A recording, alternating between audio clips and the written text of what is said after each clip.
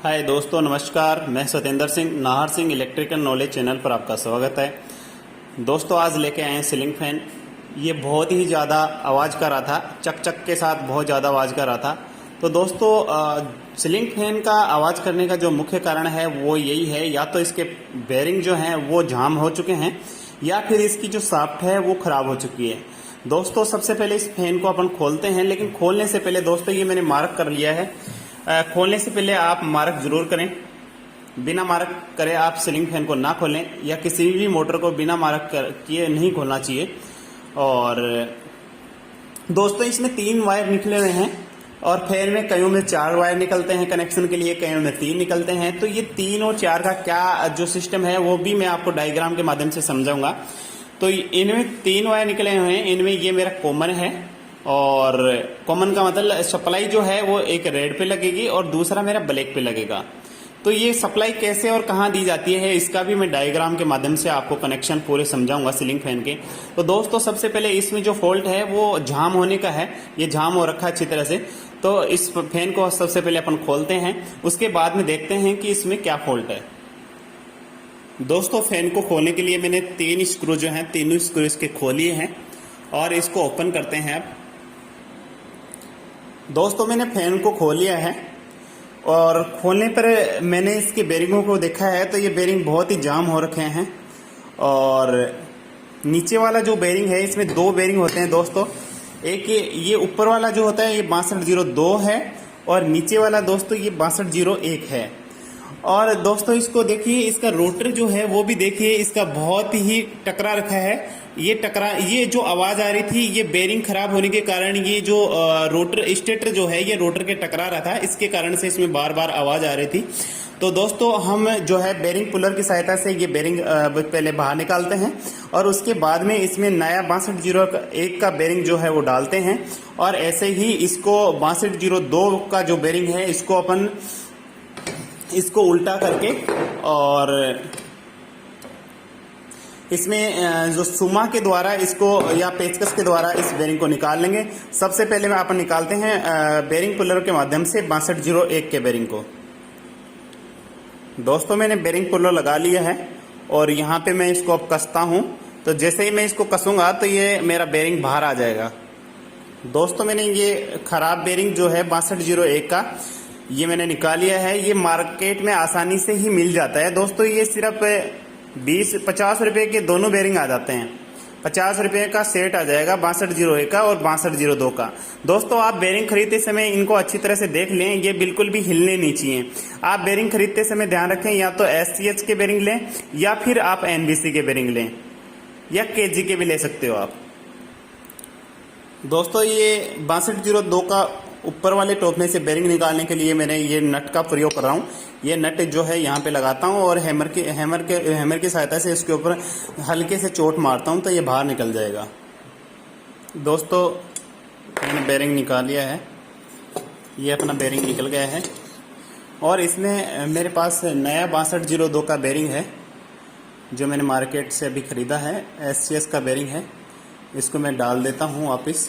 इसको वापस डाल के और इसके ऊपर ये जो ख़राब वाला बेरिंग है दोस्तों ये वापस रख लें, ताकि अपने नीचे वाला जो बेरिंग है वो ख़राब ना हो।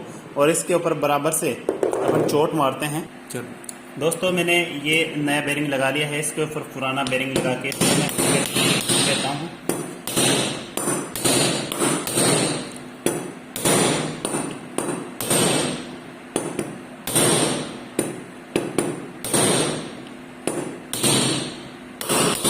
दोस्तों, ये पुराना बेरिंग इस नए बेरिंग के ऊपर लगाने से नया बेरिंग जो है बिल्कुल भी खराब नहीं होगा।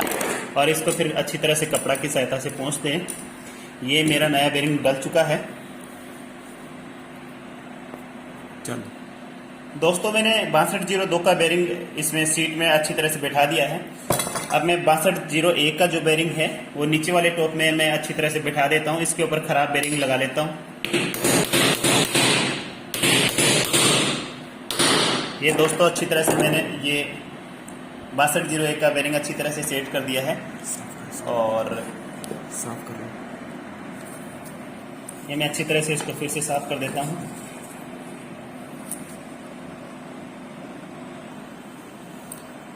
दोस्तों सीलिंग फैन में ये नीचे वाला टॉप हो गया, इसमें 6201 का बेरिंग मैंने सेट कर दिया है। दोस्तों ये होता है आपका स्टेटर, और स्टेटर में 2 वाइंडिंग होती हैं।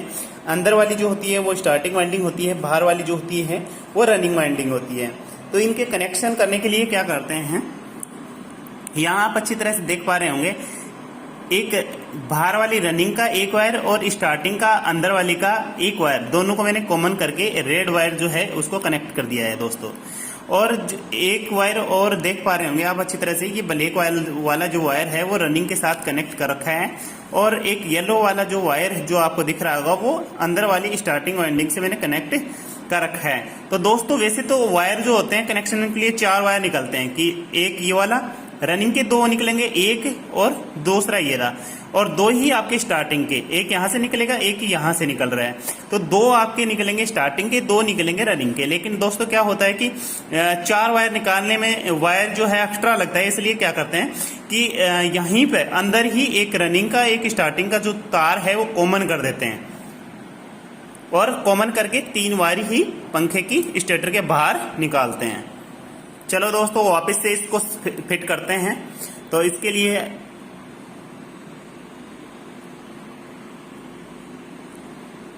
चलिए दोस्तों, अब इस बेरिंग हमने डाल लिए हैं, और अब इस फैन को हम फिटिंग करते हैं।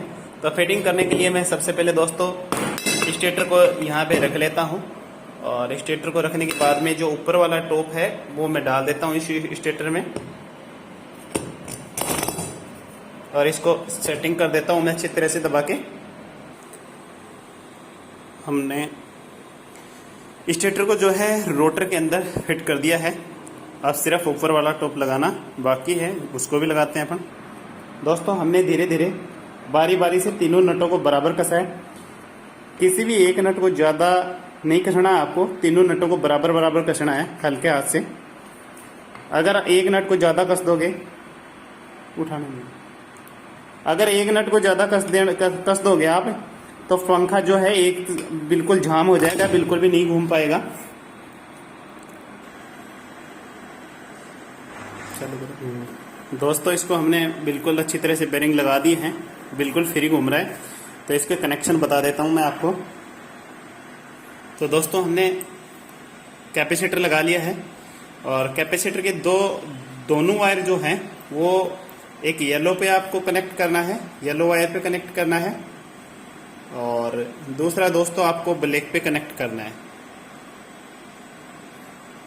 ये मैंने दोनों कैपेसिटर के दोनों जो वायर हैं वो कनेक्ट कर दिए हैं। दोस्तों अब जो सप्लाई जो आपको देनी है वो देनी है दोस्तों, एक रेड वायर पे देनी है, दूसरी ब्लैक पे देनी है। जैसे ही आप रेड और ब्लैक पे सप्लाई आप दोगे तो आपका पंखा चल जाएगा। अगर दोस्तों यदि आपका पंखा फिर भी उल्टा चलता है, एंटी क्लॉकवाइज चलता है, तो दोस्तों आपको कुछ नहीं करना है। एक जो वायर जो है मेन लीड का एक वायर तो आपको रेड पे ही लगाना है, जो दूसरा आपका वायर जो है मेन सप्लाई का वो फिर यहां से हटा के इस वाले पे आप लगा देंगे, तो फिर आपका पंखा जो है क्लॉकवाइज चलने लग जाएगा। तो चलो दोस्तों हम एक बार इसके सीलिंग फैन के जो है कनेक्शन समझ लेते हैं। इसमें 2 वाइंडिंग होती हैं, एक स्टार्टिंग वाइंडिंग होती है जो पतले तार और अधिक टर्नों की होती है, और दूसरी होती है रनिंग वाइंडिंग जो मोटे तार और तो रनिंग वाइंडिंग जो है मोटे तार और कम टर्नों से लपेटी जाती है। और अब दोस्तों होता ये है कि 2 जो वायर हैं वो स्टार्टिंग वाइंडिंग के होते हैं, 2 टर्मिनल, एक और ये 2 यहाँ पे, और 2 ही आपके होते हैं रनिंग वाइंडिंग के, 1 और 2। तो स्टार्टिंग और रनिंग वाइंडिंग के पहले दोनों सिरों को हम कॉमन कर देते हैं, और बाहर निकलेंगे 3 वायर, एक ये निकलेगा कॉमन वायर जिसको आप मेन सप्लाई देते हैं, और एक निकलेगा आपका स्टार्टिंग का, एक निकलेगा आपका रनिंग का। तो स्टार्टिंग और रनिंग के बीच में आप कैपेसिटर जोड़ दें, और जो रनिंग वाइंडिंग का जो दूसरा टर्मिनल है उस पर आप सप्लाई कनेक्ट कर दें।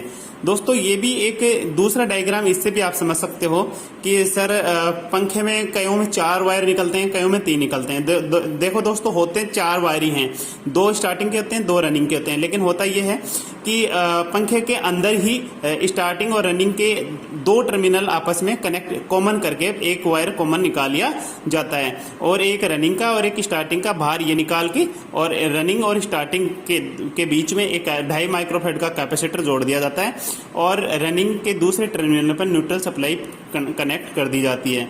इस प्रकार दोस्तों जो पंखे के कनेक्शन है, इस डायग्राम को देख के आप समझ सकते हो। दोस्तों उम्मीद है आपको पंखे में बेरिंग चेंज करना, बेरिंग बदलना आपको समझ में आया होगा। सीलिंग पंखे के कनेक्शन आपके समझ में आया होगा। तो उम्मीद है दोस्तों आपको ये वीडियो पसंद आया होगा। दोस्तों मेरे वीडियो को शेयर करें, लाइक करें और बेल आइकन को जरूर दबाएं। थैंक यू दोस्तों, तब तक के लिए नमस्कार।